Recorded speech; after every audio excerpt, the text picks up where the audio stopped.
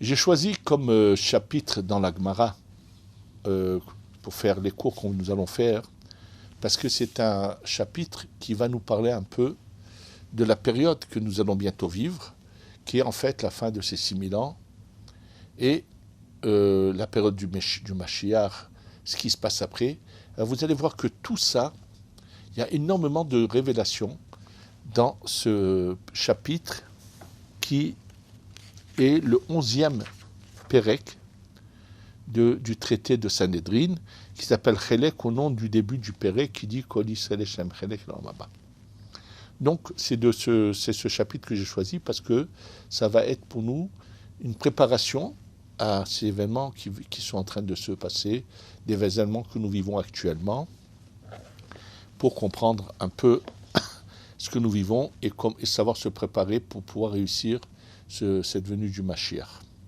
Alors ce Pérec commence par les mots suivants.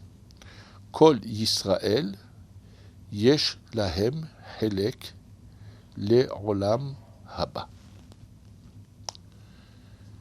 Sachez que le Rambam, quand il vient expliquer ce chapitre, il est très long, mais il veut mettre en évidence l'erreur de la quasi-majorité des gens. En fait, d'abord, il faut savoir que le mot Olam Haba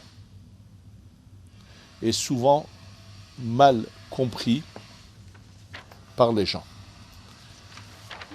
Les gens confondent deux termes. Ce qu'on appelle le Gan Eden et ce qu'on appelle le Olam Haba. Les gens confondent ces deux termes tout simplement parce que le Gan Eden, c'est l'endroit où se trouvent ceux qui ont bien agi pendant leur vie et sont actuellement au Gan Eden. Le Olam Haba parle pas du tout de notre période, c'est une période qui va venir plus tard. D'ailleurs, le mot Olam Haba, le monde qui va venir. Je vais juste vous citer, pour expliquer cette phrase, ce que le Rambam lui-même a cité, qui se trouve dans la Gemara un peu plus loin, et il est dit la chose suivante. Amar Rabbi Yochanan. Rabbi Yochanan nous dit Kol HaNevi'im, tous les prophètes, c'est-à-dire que toutes les belles prophéties de ce qu'il est dit, que le lion avec la chèvre, avec la brebis, pardon, et ainsi de suite, toutes ces prophéties, qui sont mentionnées, Kol HaNevi'im lo nitnabu ela limot HaMashiach. Leur prophétie ne concerne que la période messianique. Ça veut dire que bientôt vient le Mashiach. Ça va être une période de transitoire. C'est pendant cette période transitoire que les Nevi'im nous ont parlé. Aval le Olam Haba, mais la période qui vient après la période messianique, Aïn lo ra'ata Elohim zulatecha ya'aseh limcha kelo. Personne ne sait ce qui se passera. Seulement Dieu le fera à ceux qui avaient espéré et attendu ce moment-là. Et c'est ce que le Rambam lui-même mentionne dans son commentaire. Et ceux qui connaissent le Rambam seront surpris qu'il ait mentionné cette opinion, puisque tout de suite, le Gemara dit, oui, mais ça contredirait apparemment ce qu'a dit Shmuel, que rien ne change de particulier, que juste qu'on n'est plus assujetti au monde entier. Alors, le Rambam, dans ses écrits, parle de l'opinion de Shmuel, et dans son commentaire sur cette Mishnah, ramène l'opinion opposée. Le Rambam ne se contredit en rien. Le Rambam, dans son écrit Mishneh Torah, il parle de loi, il parle de ce qui nous concerne. Donc, il parle de ce qui va nous concerner à la période messianique. Donc, c'est pour ça qu'en fait, Shmuel ne contredit pas les autres opinions. Il parle de la première période, jusqu'à arrive le Mashiach, et eux parlent de ce qui suit ensuite. Donc le Rambam a très bien compris qu'il n'y a pas de contradiction, c'est pour ça qu'il utilise ça. Donc le mot Olam Haba, il s'agit de cette période d'après.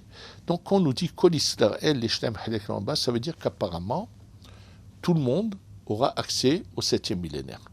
Alors, il faut comprendre que le mot Israël, ça vient exclure bien sûr le Erev Rav, et ça vient exclure tous ceux qui ne s'appellent plus Israël à cause de leur conduite, à cause de certaines choses, comme on va le voir tout de suite après, puisqu'après on va dire, voilà ceux qui n'ont pas leur Lamaba. Alors, mais tu as dit trop l'Israël. Non, ceux qui auront su garder ce titre de Israël, eux auront leur Lamaba. Ceux qui n'auront pas su garder ce titre ne l'auront pas. Donc, le Olam Haba concerne, d'ailleurs, dans le Zohar, marqué Alma De'ate, le monde qui va venir. Il s'agit bien de la période qui suit après le Mashiach. Quand on rentre dans le 7e millénaire, on est déjà spirituel, on dépasse le temps, on n'est plus dans le temps. Le temps est une créature de Dieu, c'est pas une réalité. C'est une erreur que nous faisons. Et j'ai eu l'occasion d'en parler à des grands physiciens qui m'ont dit, oui, pour eux c'était quelque chose d'évident, qu'il y a une notion qui dépasse le temps, où le temps n'existe plus. Pour eux c'était quelque chose d'évident, mais il faut que vous sachiez que le mot Zman en hébreu fait allusion à nos 6000 ans, qui sont deux noms de Dieu, 45 et 52, qui ont la même valeur numérique que le mot Zman. Donc, c'est une création. Et quand on monte au-dessus de cela, ce qu'on appelle en baquet, qu'on va passer à l'étape qu'on va appeler la Bina, on passe au-dessus du temps.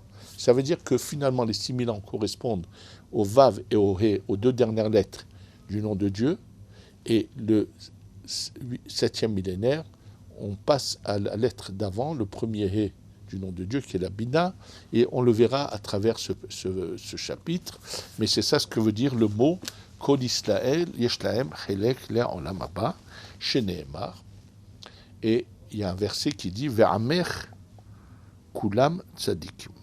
Ton peuple, c'est-à-dire ton peuple, toi Dieu, sont tous des tzadikim.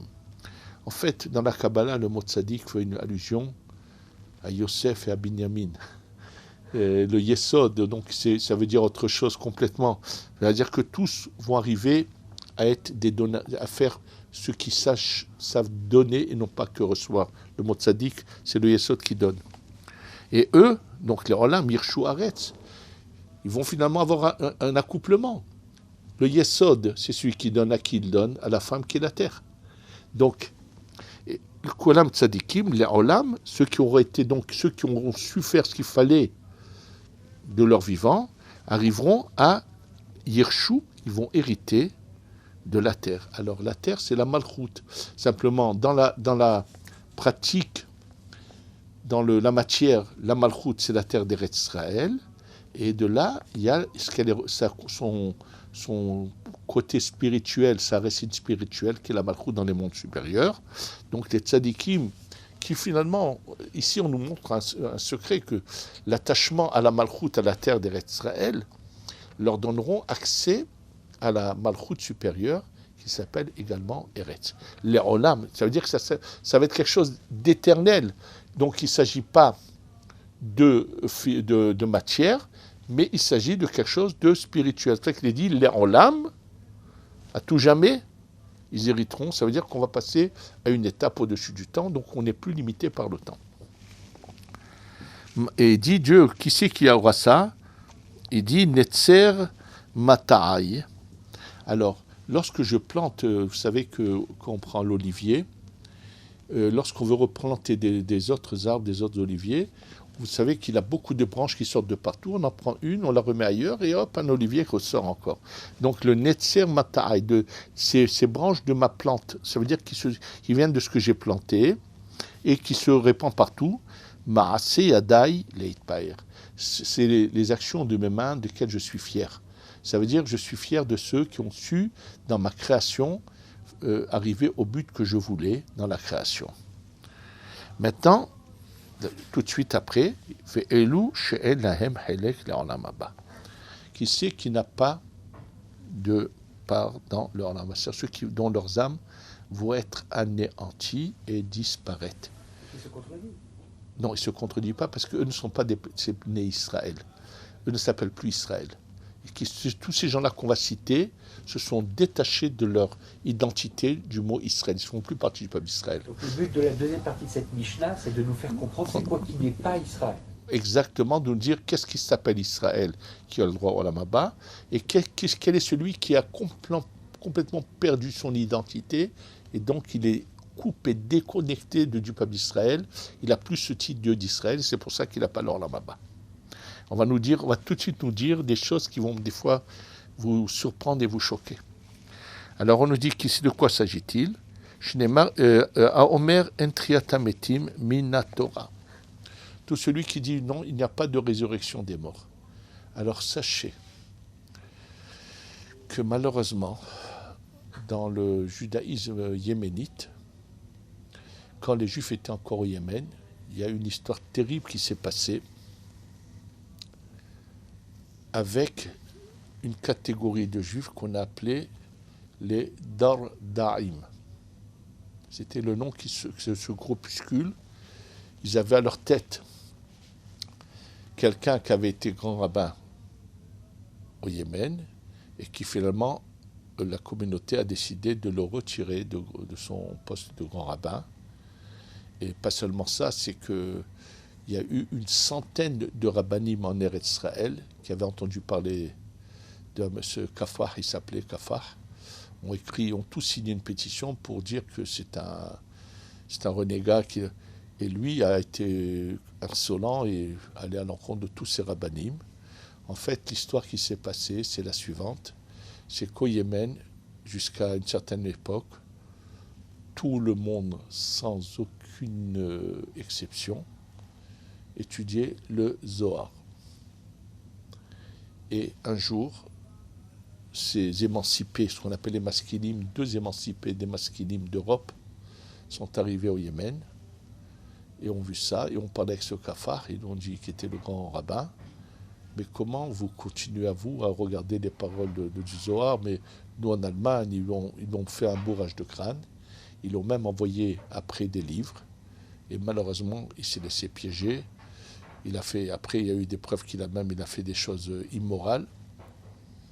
Et malheureusement, une des bases de ce groupuscule-là, c'est que ne croyez pas dans ce qu'on appelle la triatamétim, la résurrection des morts. C'est ce qui est marqué. Donc, c'est celui qui n'aura pas en Olam, donc tout celui qui croit que c'est fini, une fois que la personne est morte, il n'y a plus rien. Et celui qui dit Ven Torah mina shamaim, non, la Torah, ce n'est pas du ciel, c'est Moshe qui a écrit certaines choses. Celui qui ne croit pas que tout ce qu'a écrit Moshe, il l'a reçu du ciel. Et ça aussi est complètement éjecté du peuple d'Israël. Apikoros, c'est celui qui ne croit en rien, non, c'est-à-dire vraiment l'athéisme total, ou bien ou bien des gens qui quittent le judaïsme pour soi-disant devenir comme Lustiger ou des gens de cette catégorie. Pour nous, ce sont des renégats, on appelle Apikoros. Il a quitté son judaïsme, il a cherché la facilité après la Shoah, il a compris qu'il aurait là-bas un logis où il serait bien protégé avec une bonne paye. Malheureusement, il a vendu son âme au Satan, comme on pourrait dire, et ça fait partie de ces catégories, malheureusement, qu'on a tout perdu. Rabbi Akiva Omer, Afakore Besfarim Chitzonim. Rabbi Akiva dit ceux-mêmes qui lisent des livres étranges. De quoi s'agit-il? Alors le Barthénora dit par exemple les livres d'Aristote, c'est-à-dire des philosophes.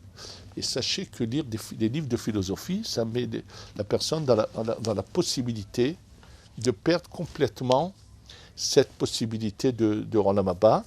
D'ailleurs, j'ai ici un livre, je ne vois pas derrière moi, de Rabbi Chaim Vital, de l'élève de Rabbi Chaim Vital, qui s'appelle Or Tzadikim. Je voulais vous lire le texte, mais comme je ne le vois pas là, je pensais qu'il était là derrière moi, où il est dit clairement que Sarich litrachek mina philosophia, mikol dalet amod, il faut s'écarter à tout prix de toute étude de philosophie. Et parce que c'est un feu étrange à la Torah. Donc le Barthénora dit que lire dans ces livres-là, c'est la philosophie. Et ensuite, ceux qui utilisent la Torah en forme de magie. Par exemple, quelqu'un est malade, alors il crache sur l'endroit qui est malade, il a la main malade, et puis après il dit des versets de la Torah. C'est pratique. Non, c'est une sorte d'utilisation de la Torah dans une forme de magie. C'est celui-là aussi, il s'éjecte. C'est-à-dire qu'il finalement, le servir Dieu, il se sert de la Torah à sa manière, et ainsi de suite. En récitant un verset, toutes les maladies qu'il y avait en Égypte, elles ne seront pas sur toi, je